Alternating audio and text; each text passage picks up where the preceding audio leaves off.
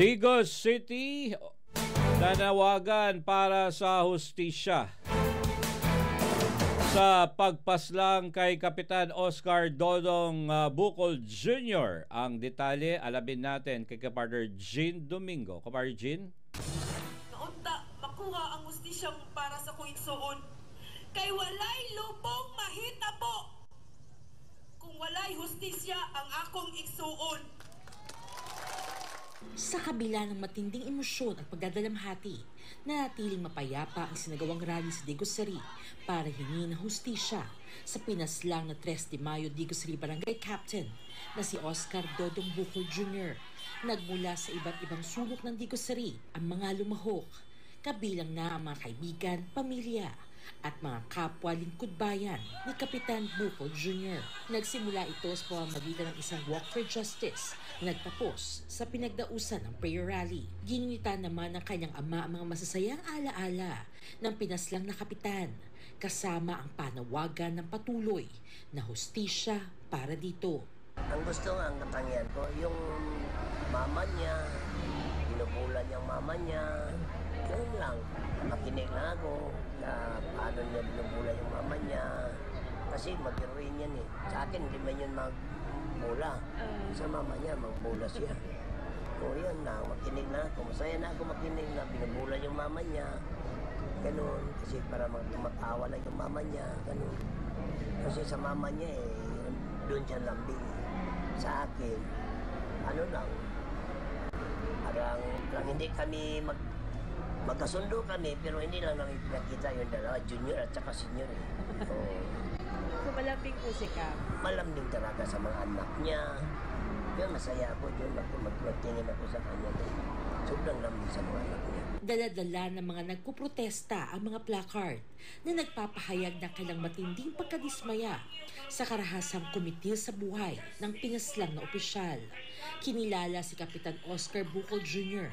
bilang isang aktibo at tapat na leader, dahilan upang mas maging mabigat ang epekto ng kanyang pagkawala, lalo na sa kanyang mga mahal sa buhay, kabilang na ang kanyang nakatatandang kapatid. Ginunita nito ang mga alaala ng kanyang kapatid. Anya lagi itong handang tumulong at ni minsan ay hindi humingi ng tulong sa kanya, maliban na lamang nung oras na mapaslang ito. Sa among pagdako, ang to na kapitan ako igsuon, wako kadungog na nga inagtabang na po sa among pamilya. Huwag yun na ngayong tabang. Maong sakit kay sa akong buot, nga sa ulahingi gayon, nga namatay akong igsuon, tabang ang iyang nasinggit. Unta, dili na to siya kalimtan sa pag-ampo. Tagal na siya gustisya. Ayon sa kapatid ng yumaong kapitan, na bagamat nagdadalamhati, ay lumalakas ang kanilang loob dahil sa suportang natatanggap para sa kapatid at patuloy na humihingi ng tulong para sa pagkamit ng hustisya. Pero nakita tamong tanan karon, daghan kitang nag-ampo og nitingog og nibarong para niya. Kay tungod nakalungog mo sa iyang tabang. Kita man jud tanan ang iyang gitawag ato, kay online man to, live man to, naka-live man to, di ba? So gisaksi yung tatanan nga kitang tanan ipangayuad tabang sa akong igsuon for the first time na akong nadungog sa iyang bakbak. Tabangi tawon mi para makapon sa akong igsuon ang hustisya nga dapat niya. Kay dili jud deserve sa akong manghod ang naa sa ingon ana nga sitwasyon karon. Tungod na nerbisyo siya tarong. Para sa tao ang iyang gihuna-huna. Sa ulahingi gayon tao jud ang iyang giuna-una. Ang pagkakaisa sa ginanap na rally ay isang malinaw na mensahe ng pagkakaisa laban sa karahasan.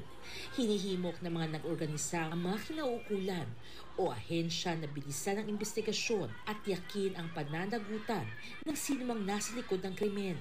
Isang malakas na panawagan ang maririnig na walang ibang sigaw kundi ang katarungan. Hustisya para kay Kapitan Bukol! Hustisya! Hustisya! Hustisya! Hustisya! Hustisya para jud niya, kay di jud niya ni deserve. Tinuod lang. Dili deserve sa akong manghod masulod dira. Sakit kay sa buot. Isa ka magulang magpilig lungon. Suoton. Sakit kay tanan nga ako magdesisyon. Sakit kaayo jud.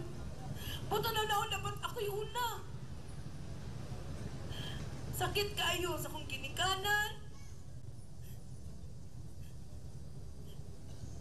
Wala na sa akong plano sa kinabuhi nga magkulang-kulang mi. Ang naganap na pagkitipon ay hindi lamang tungkol sa pagkamit ng hustisya. Ito'y paggunita rin sa taong tumayo para sa katotohanan at nandigan sa katarungan, di lamang sa kanyang nasasakupan, kundi para sa bayan. Para sa Diyos at sa Pilipinas kong mahal, Jean Domingo, SMNI News.